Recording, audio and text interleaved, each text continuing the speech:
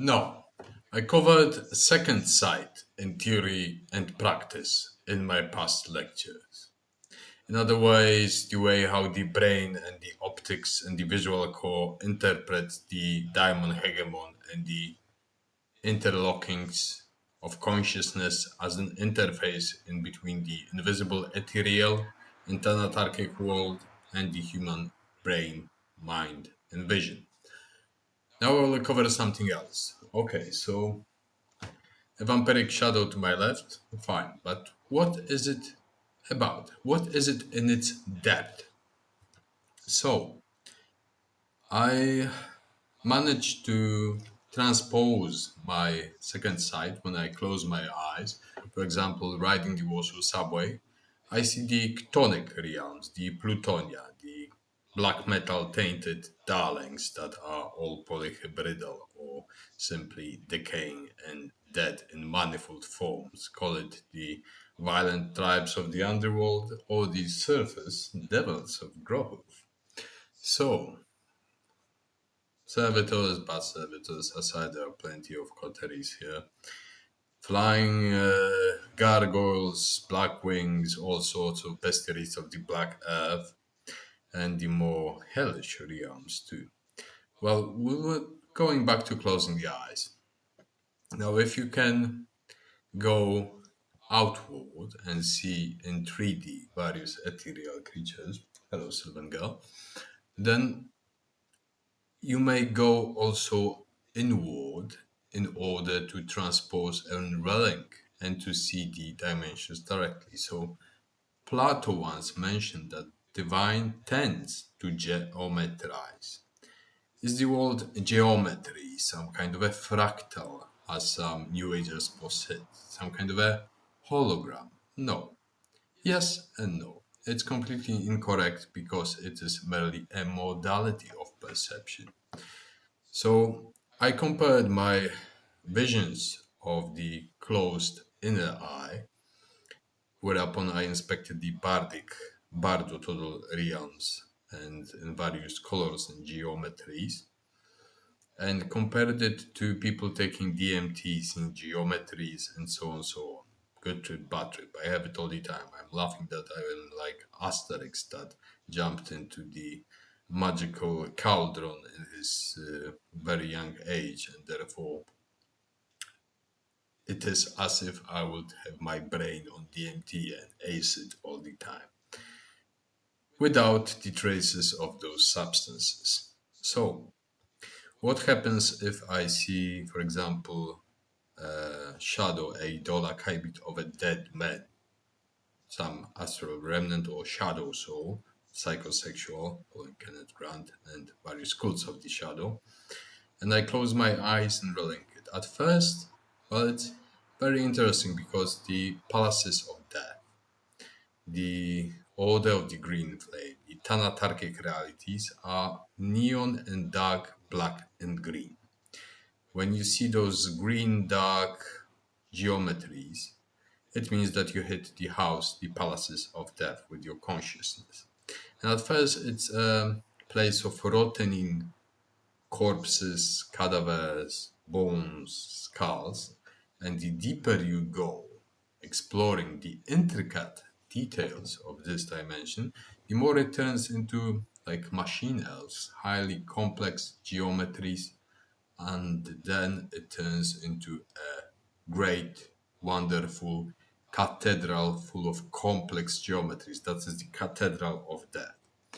In essence, it's a tunneling, a dimensional tunneling that experts see as a hyperreactive fluid form of geometries.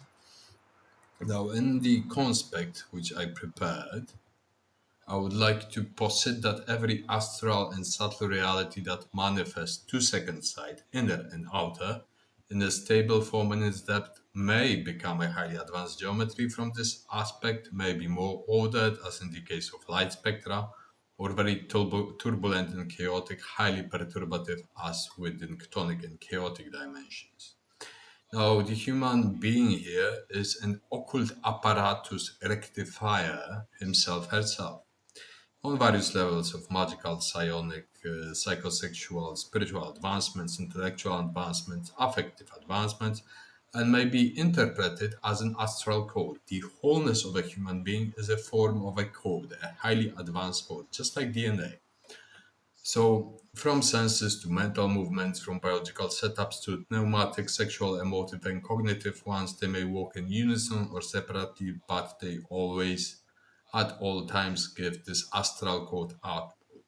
And magic starts when you consciously use it. You won't be completely conscious of it because you're a category of this wholeness, and by trying to extract a conscious category you are just on the brink of understanding. But if you are using the right tools in this workshop, some things may work, some things may not, and some things may be completely botched. So if the world is indivisible, we are a category of the world that attempts to recategorize itself from its vantage point vis-a-vis other categories, because we are not the only category. The world is not anthropocentric. It is only reference to the human being for us to understand it in a easier manner. If you de-anthropocentrize, look from a perspective of a fox, a deity, a demon, uh, an ant, an insect, it is something completely different. Think about this. This is a useful way of de-anthropocentrizing and polyperspective shift. Now, the magical approach to perception, Sia, the hieroglyph, is to modify this code of yourself and the outer reality in order to trigger a correlated reaction from the other side that you find desirable and accordant with your vision. Now, I wrote a treatise following the Buddhist idea that will is a demon because it is tainted by your mind, essentially. But then again, we utilize this demon in order to achieve a certain vision, a coordinate system for the better or worse.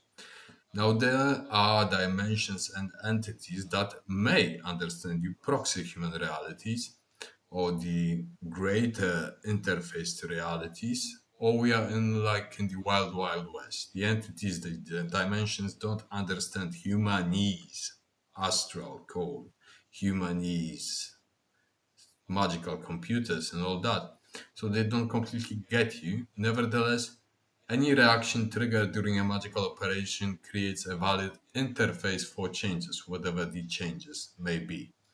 And now, looking from different perspective and outside of the human box makes you more versatile at understanding those operations, those codes, and those changes, input, output, effects, visions, deeds, motives, volition, although you will never get it to the fullest of understanding in an incarnate form, embodied form, which shouldn't distract you from pursuing the goal, meaning stabilizing order power hermetically in order to find the right toolbox, the right modularities of your tools, aspecting them to each other, and effectively performing magic, which is throwing a bridge between your own perception and the objective metaphysical and astral worlds in such a way that they correlate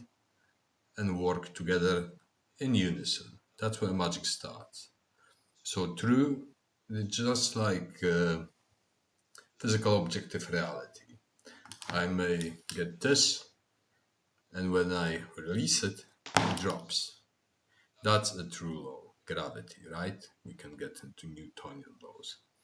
However, magic works on the similar way that there are dynamic laws and there are deep laws. And if you trigger a correct reaction in this highly complex astral code and it replies with the objective results and objective effects correlated in this turbulent setting, that's why stillness is very important, because in stillness you have the greater your stillness and discipline, the greater your command over yourself, your body, mind, emotion, cognition, the greater the ability to control all those attributes, like in TensorFlow, like in hermeneutics of heuristics, rule of the thumb, the optimization of your magic. And I hope that explains quite a lot here. To be a virtuoso of your own art. Thank you.